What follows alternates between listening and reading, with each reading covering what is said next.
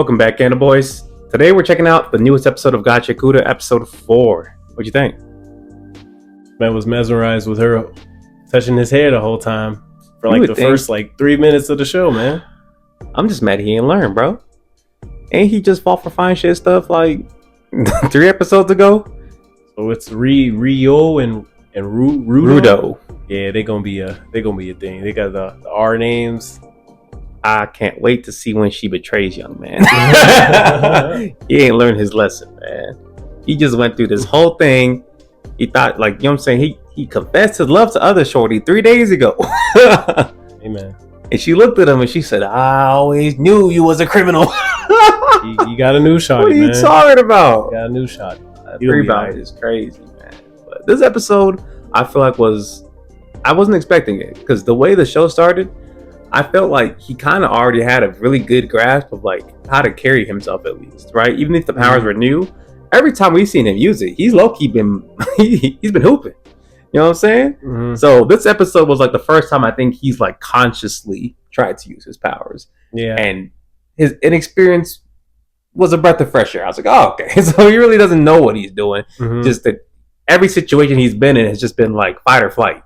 Yeah, and also you gotta understand that he doesn't have like one vital instrument. He has multiple, so he's gonna have to literally learn on the fly every single time, which is very difficult. But at the end of the day, versatile, very versatile. Yeah, but it's crazy though, because every single time, at least when he's like just moving on instinct, like the vital instrument, Loki just does what he needs it to do. Mm-hmm. You know what I mean? Agreed. But now that he's actually having to think it through, homie made like I don't even know, like a barricade out of a pipe. You know what I mean? Or he almost killed homie behind him too with that spike too. Bro, he didn't kill him, but he's definitely not having kids again. I was like, oh nah, that was a little too close for comfort. For sure. But this episode was definitely crazy, because here we get to see just what the cleaners are like as an organization. I thought it was going to be definitely a smaller knit group, but apparently there's like hundreds of people in this organization. Yeah, so that means there's definitely a lot of like ground to cover where they live, because you know, once we saw those people in that area, he said, they're all here. I know. He was like, yeah, you almost never get to see everybody. Gets in there, there's like 40 people in that room. It's the fact that he rather throw him at the boss than all of them. For sure. Shows that that's a little scary for sure. On me. But it's cool though. I feel like there's a lot of structure to the organization. They have like support members, they have the actual combatants, and like other people who just do like various tasks. Mm-hmm. But this episode, we got to introduce some cool characters. First, the freaking the black girl. Yeah, bro. I like that. Her design tough. Y'all got the black people getting right. You know what I'm saying? I like that. Yeah, I mean, it ain't the most it's something. We made it. Don't even say what it is, but we made it. Just know they always give the black characters white hair, but it do be looking good though. It was cool, man. It do be looking good. It's cool. I'm not complaining. Yeah, they cooked. They gave her a little power. She could see a little bit into the future, right? Is that what it is, or just the potential of people? No, I think she just see the potential. / she just has like OD eyes. That's how she like caught the flies. No, that part was wild. You know what I'm saying? I thought she was gonna stab him with that fork. Nah, low key, I thought he was in trouble. But that part was a little crazy, because when she looked at him, she was able to obviously see like the basic things about him, but like, she saw something else. She mainly said a lot of good things about him, though. Yeah. But that last thing, we don't know what that is. Yeah. And I feel like Engine kind of peeped it, but he was like, man, I can't be bothered. He's all, this is a good pick for me. For sure. He got lucky that he found him just out and about, you know? Speaking of which, that gave him some aura. Because we find out that there's only like 6 like completely terrible like dead zones that they know about. You know what I'm saying? Mm-hmm. And this man Engine was just chilling in one. Hey man, he said on his day off, he's like, I was just stretching my legs, man. Yeah, he different. I was like, oh, okay, all bad. Now it makes sense why a homie that's gonna be training Rudo, he was all, Engine's glazing me? You remember he was in the car and he was like, the Engine said I'm the best one with the vital instruments? Oh, he started scratching his head a little. Now I understand. Engine like that, for real. Mm-hmm. But then when it comes to the boss, bro, after they go to that room with all the cleaners, the boss just dipped. They was glazing him like the whole time, like he's so trustworthy. Like never seen his powers before either. Bro, make that suspicious. Yeah, that's weird. He's a bad guy. I don't like. He probably is a bad guy. What you mean? You a cleaner? You the head cleaner? Nobody seen you clean before. I don't like that. Yeah. That's just my anime head sense is going off. Don't spoil me. But that's suspicious. Yeah, homie wasn't there. And so because of that, he can't even officially join, because his whole thing was he wanted to like potentially join in order to get some information about how to get back up to the sphere. But now he's just like in limbo. But then, you know what I'm saying? Fine shit pulled up on him again. Talking about, hey, you can stay with me. I don't like this, bro. Hey, man. It's too easy. She wanted to take him on a training run, you know what I'm saying? I feel like Engine said, everybody down here wants something. And I don't think she want what he think he want. You know what I'm saying? That's why I'm a little scared for homie, because he's still a spherite. Yeah. And he knows now, like, you can't even mention that part, because otherwise people finna try to sell your kidney. Like, everyone in there probably knows, though, right? I don't know if everybody knows. I know for sure he told the front desk lady, because she seemed trustworthy, probably the boss.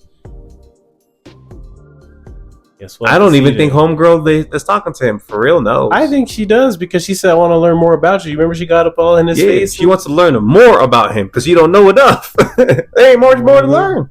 I'm just saying, I'm traumatized. I'm fearing for my boy right now, man. And honestly, he's just not ready at this moment. I feel like he doesn't have what it takes to really hold his own unless he gets pissed. He does if nobody's telling him what to do and getting in his head.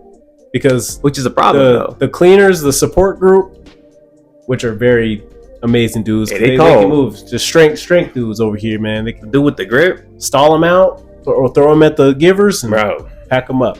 But I think they're like the ones that are in his head right now too. Like, hey man, you gotta lock in. You can't just freeze up and saying all these things about him. You know. See, but I wouldn't even say like they're really in his head. It's just that like he's not really in it in that situation. Right, he's just watching homegirl or a farm, and he thinks like you're on a battlefield, brother. When she said you need to come learn, like she didn't just mean watch the whole time. You know what I'm saying? I thought he was at least gonna try to take out one or two, but like he's just like, oh, like this can happen. You know what I'm saying? Like even as like they started coming out, homie wasn't even trying to assess the situation for it. He was like, this looks dangerous. You should call for help. I'm like, you also gotta understand that it's his first time out there. What did you expect? No, and I get it. His first time ever seeing Trash Beast too, he was seeing he saw some exactly. Some Trash Beast. I mean, yeah. I guess, he just thought all of them like that, low key. He was like, "There's like 30. What you mean we good?" So I was like, "I get it, bro." But at the same time, like I just feel like he shouldn't be as surprised as he was acting. You know what I mean? Like he was acting real nervous, like he ain't just fight like 3 kaiju level Trash Beasts. You know what I'm saying? Back to back to back. That's true. And while getting poisoned. Bro, breathing in like straight crack. You know what I'm saying? Like fentanyl was in the air type shit, man. So to me, I was expecting him to at least not maybe be out there fighting right away, but at least have more confidence in himself, right? Yeah. But at the end of the day, it is what it is. I feel like this is still good for his character, right? Him really coming to the understanding of like, oh, like I don't even know how to use this. Like I've really just been grabbing random stuff and packing up people with it. You know what I mean? Mm-hmm. So it's gonna be cool to see like how he figures out his powers, because him like from a base point, his powers are way different than everybody else's. Right. You know, and I feel like that is a massive strength for him. But like it's like he has like a very high skill ceiling, but an even higher skill floor. Like. Mm-hmm. It's not even like, oh, I can just pick this up. Like, if I know I got a stick and this is my trusty stick, I'm just going to hit you with it. Just to start. Him, he's like, dang, bro, there's just piece of papers around here, bro. Like, I got to make that work, though. You can, but you got to have an imagination. You know, I feel like he has to get really creative about his powers compared to everybody else. You know, like, they obviously are creative, but at this point, like, they're working with, like, an instrument that they already know, like, their lifeline anyway. Mm-hmm. So I feel like that's going to be his big hindrance, at least initially. Mm-hmm. But further down the line, he's probably gonna be just ridiculous, bro. Homie gonna grab like, I don't even know, a dust mite out there and be like, see this? This is a bomb now. I don't know, but it was definitely cool, man. I feel like Homegirl's powers are cool too. Oh, with the scissors? Yeah. She had a little bit of aura with she don't even use her hands, man. She uses her feet for the scissors, man. Yeah, she was like swinging it with her feet. She was over here cutting boys' dreads off. Nah, you had me dying when we were watching that party episode. Boy was like, he's shaking his dreads. Shake your dreads, bro. Hell no. That trash beat was crazy though, because this is apparently the first one they've ever seen where like, because normally apparently with the trash beats, if you like hit it in the neck, right, where a normal like animal would have a weak point, if you hit it with a vital instrument, it'll die. But this one, no matter what she hit it with, she cut it in half, like multiple different ways. It was healing itself. Yeah, it was still coming back together as if it was like a regular person trying to take it out. And then we find out that what was actually powering it was like a core at the top of its head. Mm-hmm. When she finally cut it out, there was a vital instrument in there. Mm-hmm. And then from there, after they defeat the monster, they pan to like a random dude with dreads. And I was like, hold up. You know what I'm saying? Like, what's going on here? And he's sitting next to homie that Bruto bit the fingers off of in like episode 1 or 2. Yep. So looks like Rudo's about to get hunted, dog. They're treating him like a jinjerky right now. Yeah, that's gonna be rough. Because as soon as that dude said I was next to the spheroid, he said, "Tell me more about that." I was like, I lost my fingers, bro. It's not looking good. That spearhead looked extremely. The aura on him was there. Okay, looked extremely nonchalant. You might be in trouble. He had like well done anime dreads. That means he's probably nice. You know what I'm saying? I like that they putting black people in here, bro. I think they're doing it justice too so far. The hairstyle for the dread dude was tough. And then the black girl, you know what I'm saying? She had a cool design. Hey man, that trash piece is black too. Chill. He had dreads on. You just called the black person trash. See now what you... Hey, I didn't say all that. I know y'all about to cook him in the comments like, yeah. I didn't say all that. I'm just saying we got that trash piece was not black. We do not claim him. Yes, we don't claim nice him. dreads though. Anyway. This is a cool episode to me, man. What you gonna rate this one? I'm gonna give it a 10, man. It was cooking. Nah, that's fair. It'll have a lot of exposition, action, character development. Animation was fire too when Homegirl was out here doing her little cuts and shit. It was tough. Can't hate, man. Y'all let us know what y'all thought of this episode of Gachiakuta. If y'all enjoyed it, comment down below. And other than that, like, comment, and subscribe. Catch y'all. Peace.